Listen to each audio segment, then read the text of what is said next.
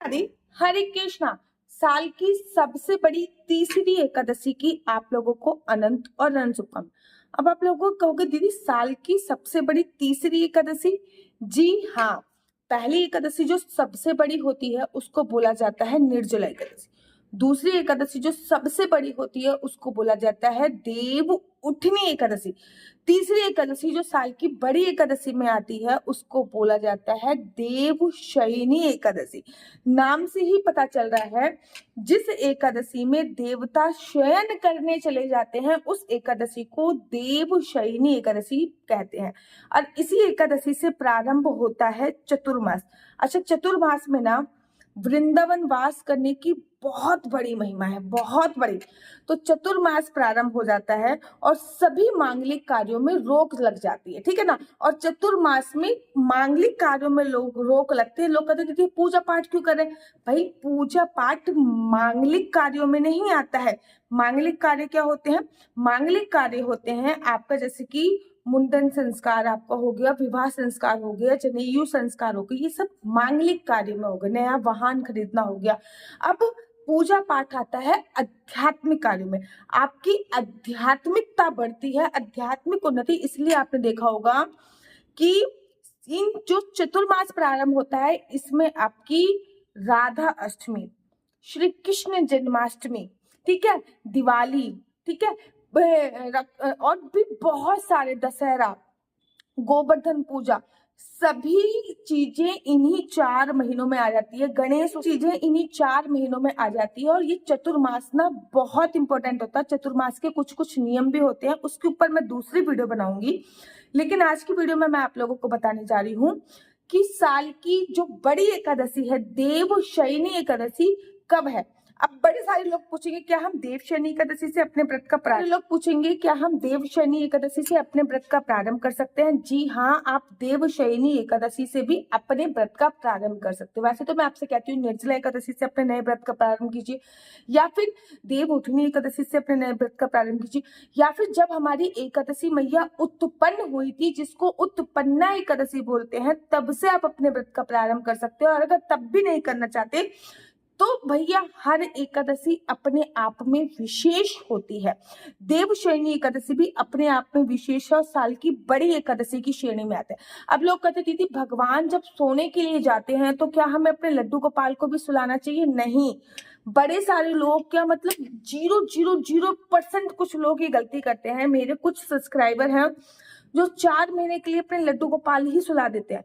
अरे भैया, जब आपने कि भाई हम लोग गृहस्थ जीवन में हैं, हम लोगों को देवता शयन नहीं कराने होते हैं। हम लोग केवल मानसिक रूप से देवताओं को शयन कराते हैं और देव उठनी एकादशी पर हम देवताओं को उठाते हैं। तो ऐसा नहीं है कोई एक बिस्तरा लगा रहे हैं, वहां पे एक मूर्ति को लिटा रहे हैं कि अब देव शयन हो गया, 4 महीने तक मंदिर बंद रहा। भैया 4 महीने तक मंदिर बंद रहा, सोचो घर में कितनी नेगेटिविटी हो जाएगी। हम तो भाई 2 घंटे अगर राधा नाम ना ले तो मन में अचानक उथल पुथल होने लगती है, ठीक है। हम ऐसे लोग हैं कि जिनको फोन उठा के सबसे पहले राधे राधे ही निकलता है। तो अगर हम लोगों का मंदिर ही 4 महीने बंद रहा तो कैसे बीतेगी? तो आज तो मैं आपको केवल देवशयनी एकादशी की बात बता रही हूँ, उसके बाद मैं दूसरी वीडियो बनाऊंगी जिसमें मैं आपको चतुर्मास में कौन कौन से नियम होते हैं, चतुर्मास के 4 महीने कौन कौन से होते हैं, किस महीने हमें किन किन नियमों का पालन करना होता है, ये सारी वीडियो भी बनाऊंगी। मैं हमेशा कहती हूँ एकादशी का जो व्रत होता है वो त्रिदिवसीय व्रत की श्रेणी में आता है, अर्थात 3 दिन तक आपको व्रत का पालन करना चाहिए। एकादशी से एक दिन पहले की जो तिथि होती है उसको दशमी तिथि बोलते हैं। एकादशी से एक दिन बाद की जो तिथि होती है उसको द्वादशी तिथि बोलते हैं। अब 3 दिन तक हमें व्रत नहीं रखना, 3 दिन तक हमें व्रत के जो नियम होते हैं उनका पालन करना है। जैसे कि एकादशी से एक दिन पहले दशमी तिथि पर हमें संपूर्ण ब्रह्मचर्य का पालन करना है। किसी भी प्रकार की कोई काम वासना क्रीड़ा को अंजाम नहीं देना। अगर आप फैमिली प्लानिंग के लिए सोच रहे हो तो अब इन 4 महीने आप फैमिली प्लान मत कीजिएगा, क्योंकि देवता सो चुके हैं और ऐसे में पृथ्वी का कारोबार भगवान शिव के हाथ में हो जाता है। तो ऐसे में फैमिली प्लानिंग नहीं कर, क्योंकि पालनहार तो भगवान विष्णु को ही बोला जाता है और वो क्षीर सागर में जाकर वो शयन कर चुके हैं। तो दशमी तिथि पे संपूर्ण ब्रह्मचर्य का पालन, किसी भी प्रकार की कोई काम वासना क्रीड़ा को अंजाम नहीं देना, और पृथ्वी शयन करना होता है। लहसुन, प्याज, मांस, मदरा, मसूर की दाल, चावल का सेवन नहीं करना होता। एकादशी वाले दिन पानी में कुछ ना कुछ डाल के आपको स्नान करना होता है। अच्छा, चतुर्मास में भी कुछ नियम लिए जाते हैं, वो भी हम एकादशी से ही प्रारंभ करते हैं, मतलब देवशयनी एकादशी से ही हम चतुर्मास के जो कुछ नियम होते हैं वो प्रारंभ करते हैं। उसके बाद बिना संकल्प के आपको व्रत नहीं रखना है एकादशी पर। आपके घर पे जो भी सीमित विग्रह है, लड्डू गोपाल है, जुगल जोड़ी है, राधा रानी है, जो भी सीमित विग्रह है, सबको पंचामृत से स्नान कराना चाहिए। द्वादशी को कच्चे दूध से स्नान कराना चाहिए, उसका बहुत बड़ा महत्व होता है। कहते हैं एकादशी पे पंचामृत से स्नान और द्वादशी से कच्चे दूध से स्नान का अपना बहुत विशेष महत्व होता है। उसके बाद पहले संकल्प ले लिया, स्नान करा दिया, अखंड ज्योत जला दी। जरूरी है क्योंकि बड़ी एकादशी है, अखंड ज्योत आपको जरूर और जरूर जलानी चाहिए। अखंड ज्योत जला दी। अब आपने अपनी एकादशी की कथा पढ़ी, छोटी सी पुस्तक आती है, एकादशी की कथा पढ़ी, भगवान को उनका प्रिय भोग लगाया, आरती करी, उसके बाद तुलसी माता की जाके पूजा अर्चना वंदना करी। ये केवल एक मिथ है कि तुलसी मैया का व्रत होता है, तुलसी मैया में पानी मत डालो। अपने आसपास किसी भी इस्कॉन टेम्पल में जाओ, एकादशी पर तुलसी में जल चढ़ता है। वृंदावन धाम के सभी मंदिरों में, वृंदावन धाम का प्रसिद्ध मंदिर है राधा रमण जी का मंदिर, वहां पे भी एकादशी पर तुलसी में जल डलता है, द्वादशी पर तुलसी में जल नहीं डलता। अब मैं आपको बताती हूँ कि एकादशी कब है। तो एकादशी का जो प्रारंभ हो रहा है, पंचांग देखकर मैंने नोट कर लिया है, 24 जुलाई दिन शुक्रवार को सुबह सुबह 9:14 पे हो रहा है। अब 9:14 से पहले क्या है, दसवीं तिथि। तो दसवीं तिथि का हम एकादशी का व्रत नहीं रखेंगे, क्योंकि दसवीं युक्त एकादशी जो होती है वो दोष युक्त एकादशी की श्रेणी में आती है, और दोष युक्त एकादशी हमको नहीं रखनी चाहिए। क्योंकि 9 बजे अगर एकादशी का प्रारंभ हो रहा है शुक्रवार को, तो उससे पहले तो दसवीं तिथि है ना, तो दसवीं तिथि पे हम लोग व्रत नहीं रखेंगे। उसके बाद एकादशी का विश्राम कब हो रहा है, 25 तारीख दिन शनिवार को सुबह सुबह 11:30 बजे, 25 तारीख दिन शनिवार को सुबह सुबह 11:30 बजे सूर्योदय के साथ कौन सी तिथि मिल रही है, एकादशी तिथि। तो 25 तारीख को एकादशी का व्रत रखा जाएगा। देवशयनी एकादशी जो है 25 तारीख की बनाई जा रही है। और आपके मन में एक क्वेश्चन बहुत ज्यादा आएगा, क्योंकि वीडियो के नीचे ये बहुत ज्यादा पूछा जाता है, क्या हम 24 तारीख को चावल खा सकते हैं? नहीं खा सकते।